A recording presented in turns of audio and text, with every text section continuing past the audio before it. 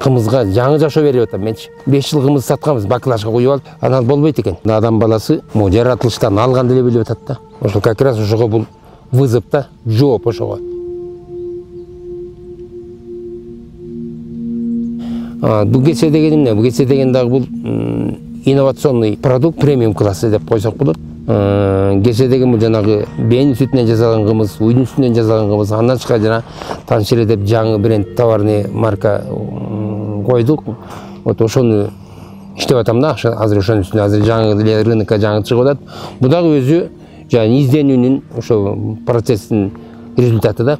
Кесенин идеясы бул кымыз болуп атпайбы, кымыз. Билебиз азыр кымыз кандай чечилет. Кымыз жанагы базардын ичине барсаң жанагы чайнек менен сатып атат, чөмүч менен сатып атат, жана баклажга коюп сатып атат. Аны биз дагы саткан 5 жыл соро 5 жыл кымыз сатканбыз, баклажга коюп алыпчы.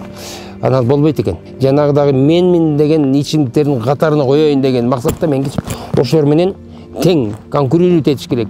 Мен ошолорго бул шарт түзүп берип атам да. Жана айнек бөтөлкөгө коюп атам да. То есть мунун баалуулугун ушинтип көтөрбөсөк анан ким көтөрөт? Биз өзүбүздү баалабасак биздигин баалайт. Кыргыздар өзүбүздү көтөрбөсөк биздигин көтөрөт. Мына ошол жанагы жаңы жашоонун талаптары ушул. Биз жанагы ошон үчүн бул кымызга жаңы жашоо берип атам менчи. Болбосо кымыздын баркын ким билет? Бренд кантип өстүрөт? Бренд деген ошол. Бул баалыктарга бул инвестировать этиш керек. Муну көтөрүш керек, даңазалаш керек, пропаганда жасаш керек. Бул биздин улуттук. Эми бул экспорт болчу, бул экспорттун потенциалный тиги продукта болчу. Бул экспорт болот, экспортко кетет. Анан бу жерде анан рецепт бар, бу жерде эми секрет бар дегендей. Эми бул өзү эмгек. Бул өзү будущий чоң продукт бул тамак.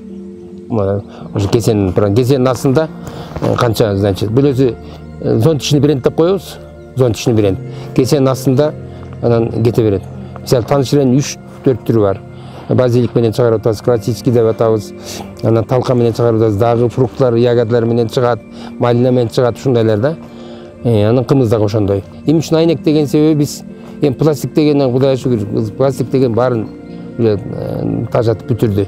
Эми анан экопродукт бул кымызды биз айнекке куйбасак болбойт. Бул экопродукт, ден соолукка, жаратылышка болгон аябыр мамиле деген сөз бар да. Ушул через этот поступок, через этот проект биз ушунун баарын ишке ашырып атабыз да. Бүгүнкү күндө глобализация болуп атпайбы дүйнө жүзүндө. Анан ошондуктан адам баласы могу жаратылыштан алганды эле билип атат да. Жаратылыштан алганды билет, кайра ага кантип жооп берет? Жообас да. Жообас. Ошон үчүн биз бул жаратылыш, биз да ошо жаратылыштын бир бөлүгү болуп эсептелебиз да, адам баласы. Биз тиги экологияга карабай атабыз да.